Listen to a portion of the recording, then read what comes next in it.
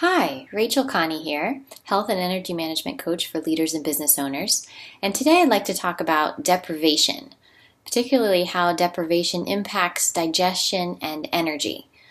A lot of us tend to have this pride-based philosophy or pride-based belief that the longer we deprive ourselves of things that we want and that we desire, it makes us a stronger person.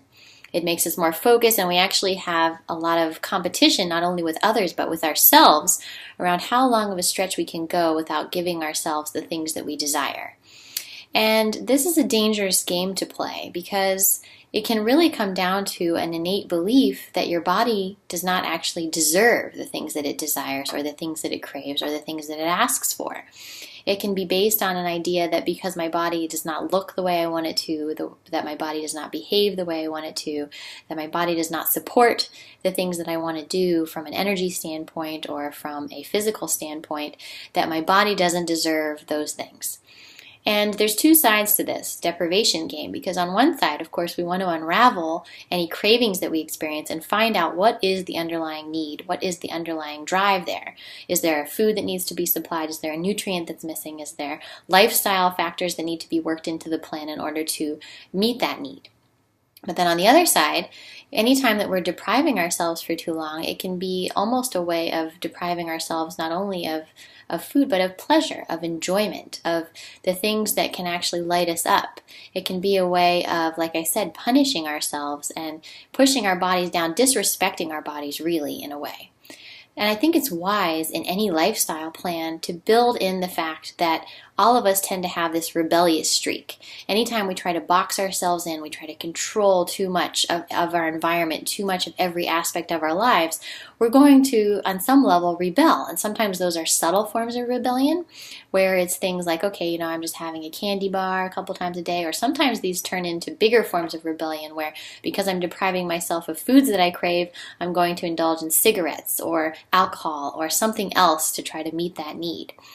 So building into the plan that there's going to be times where you're going to want to deviate from your normal pattern.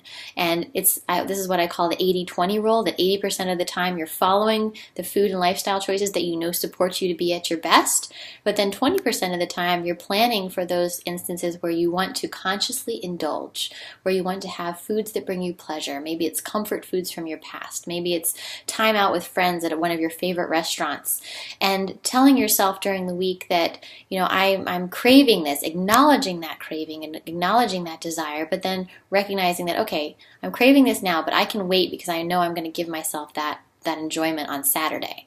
I'm going to give myself that enjoyment on the day that I've designated for that. So it's having a plan, but it's recognizing our innate patterns, rather than going at it from the competitive standpoint of that the longer I deprive myself, the stronger I am, the better I am, the more pride I take in the fact that I can go longer than anybody else without having these things that other people are too weak to just indulge as they need to. So I just wanted to share that. I think from a digestive standpoint, this is really important too, because when we deprive ourselves for too long, we tend to actually binge or indulge in greater excess later on, even if it's an excess not of food, but of other substances. We tend to go further and deeper. It's like this deprivation builds this deeper and deeper need in us, this deeper and deeper trench that has to be filled at some point. And when we tend to binge or overindulge because we haven't built that into our plan, then that actually puts a great deal of load on the organs and the digestive system, and then it tends to have a bigger effect, more bloating, more digestive issues, more of an inflammatory reaction afterward. So it's actually better and in your best interest to be planning ahead for those instances and to have that as part of your regular regimen.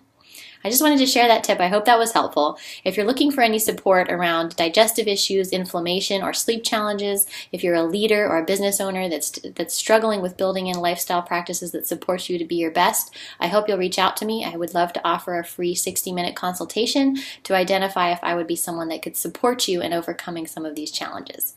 Thank you very much for watching. I hope you have a great day.